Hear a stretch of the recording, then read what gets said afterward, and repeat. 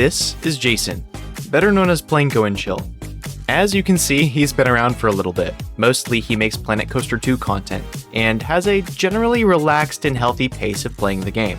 He's also partly known for his adherence to what he calls a quasi-realistic style of building, or what I like to call the Plainco style. No shame in it, it just means that his buildings and coasters are a bit out of the ordinary in the pursuit of having fun.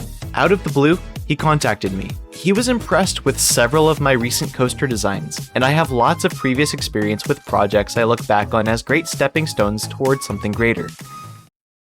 I guess this was that something.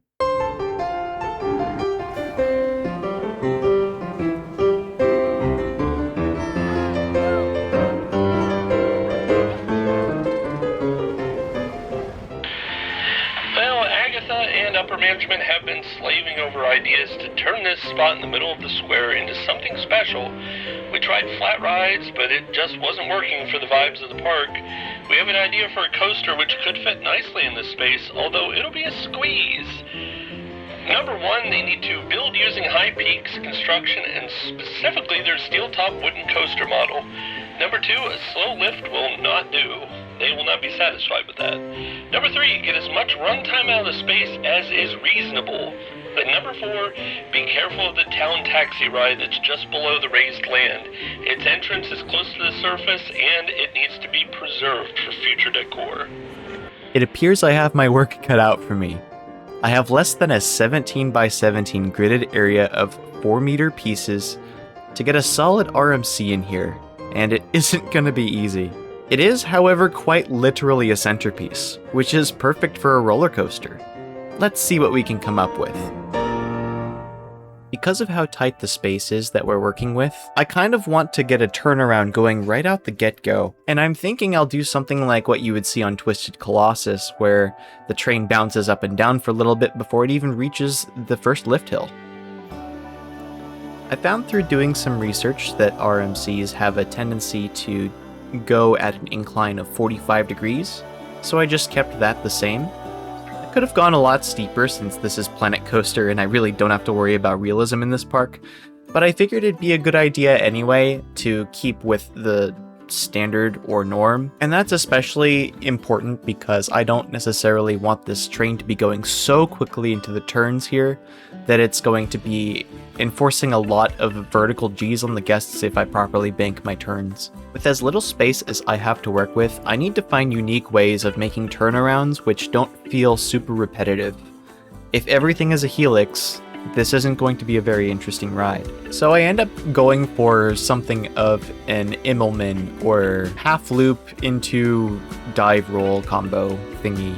I don't know what you call this. It's a bit too non-conforming to call it anything in particular, I think, but it works for the space that I have, and I know exactly where I want this train to go. Next up, I turn a helix into a bit of a hill at the same time, going straight over the path where the guests are going. This will make a good scenic point to see the train when you're coming at it from the path.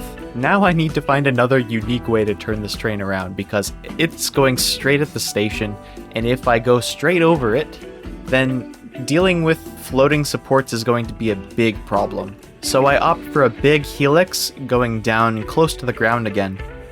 Next up I try something of a little speed hill. And then I thought to myself, this is the perfect time to try something that immediately got in my mind when I first saw this plot. I love the way that this small town building looks, and I want to do something special with it. So I thought, what better than a barrel roll right over the top of the building? I mean, it's like asking for a roller coaster to go through there in the first place. I do have to deal with the consequences of my actions though, and turn the train around again, because it's so close to the border and I want to make sure that it doesn't exceed that. This is also where I decide to put the block section.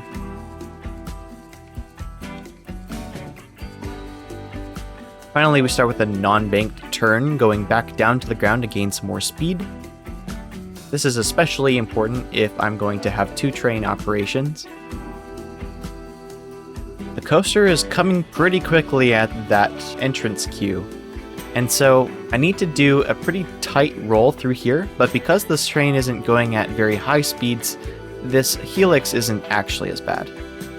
Something you see often on RMCs is overbanking for certain turns. basically throwing you to the sides a lot, and that's really fun. I wanted to incorporate that quite a bit here. And just to make the side-to-side a little more interesting, it throws you to the left, and then it throws you clear to the right, but all the way through a roll over the top of existing track. Next up, I carved out a piece of landscaping here so that it would be something of a natural tunnel. This also serves as a great place to anchor the supports for the coaster going overhead. And now finally we're going to do something that is pretty native to what I am familiar with, a tremors dip, which is a term I am entirely making up, but basically it is a natural tunnel down underground and then pop right back up. And to course correct right before the station, there's a little bit of laterals, throws you slightly to the right in your seat, and then into the final brake run.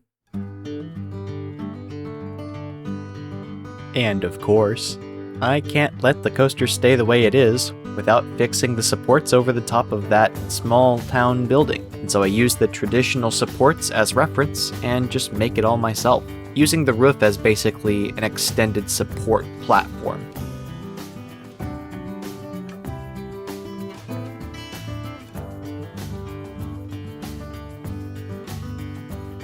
I decided to call the coaster Ripsaw on account of the fact that it has probably deforested quite a few trees in the middle of the section in order for it to even be here in the first place. Enjoy the POV.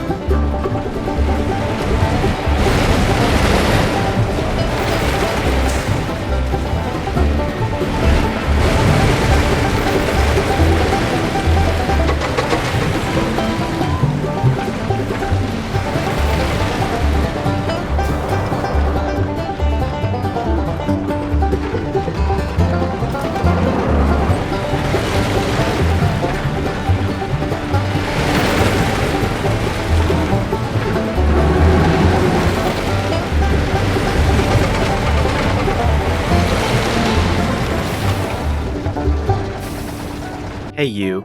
Thank you for watching to the end. Keep an eye on Planko and Chill's channel. He's going to be uploading more follow-ups to Smith's Grove very soon. I'll see you over there.